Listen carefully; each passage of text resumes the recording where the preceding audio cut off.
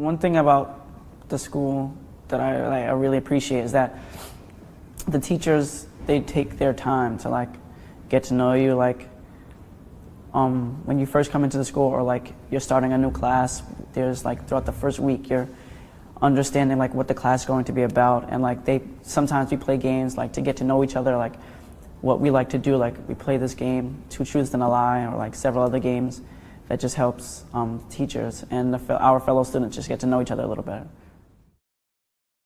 Finally tonight here, America Strong, and a simple assignment from a young teacher in Colorado. Suddenly, that lesson in classrooms across the country. And it all starts with this: I wish my teacher knew.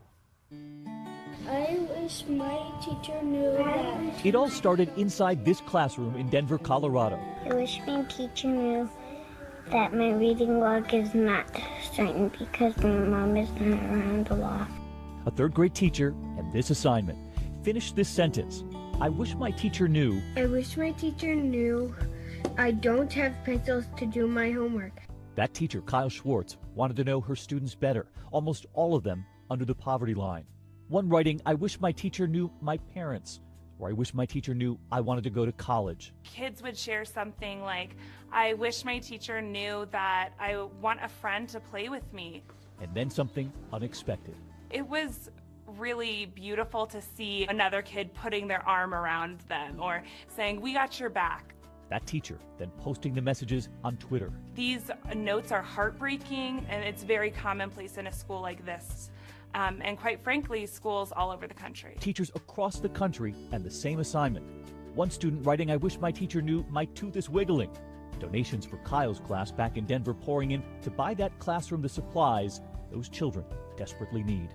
Not only just having it live in a classroom, but giving children a voice to advocate for themselves has been so powerful. And tonight, we give one of those children the last word. I wish my teacher knew I loved her with all my heart. East parfait. And you can pick your teeth with a little paw. Why do I stand up here? Anybody? To feel taller. No. Thank you for playing, Mr. Dalton. I stand upon my desk to remind myself that we must constantly look at things in a different way.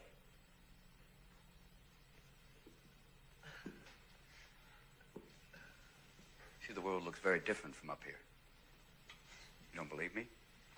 Come see for yourselves. Come on. Come on. Just when you think you know something, you have to look at it in another way. Even though it may seem silly or wrong, you must try. Now, when you read, don't just consider what the author thinks. Consider what you think. Boys, you must strive to find your own voice. Because the longer you wait to begin, the less likely you are to find it at all. Thoreau said most men lead lives of quiet desperation. Don't be resigned to that. Break out. So I'm at the airport, and they've got this deal for 5 donuts for $5, which is an awesome deal because it's pretty much the same price as buying 3 donuts anyway, so it doesn't matter. And I set my stuff down, and I pick up the paper, and I start reading the paper, and this guy sits down across from me. And so I, look over the paper, and he kind of gives me a bit of a smile, and I give him a bit of a nod, and I go back to reading the business section. A little while later, I hear this rustling on the table, and I'm like, I look over, and the guy has got his hand in the bag of donuts. Okay, that's a bit weird, but it doesn't really matter. The guy looks like he's homeless. He probably needs it more than I do. And I've still got 4 donuts anyways, and I'm not going to eat all 4 donuts, so what do I care? So I reach in the bag, and I grab a donut, and I start eating it. And I go back to reading the paper.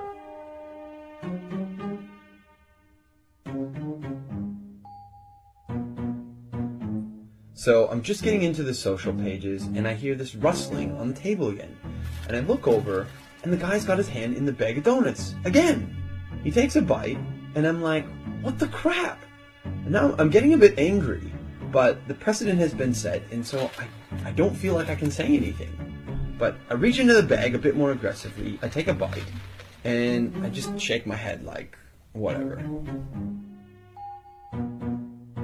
So a few minutes have gone by, and there's this call on the loudspeaker for the next departure, and the guy gets up and he starts gathering up all his stuff, and he gets to the end of the table and he stops. And I see him out of the corner of my eye, and he reaches into the bag, and he pulls out the last donut. And I'm like, seriously? And he looks at me, he breaks it in two, and he hands it to me.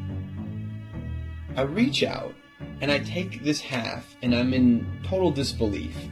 And he kind of nods at me, and he walks off.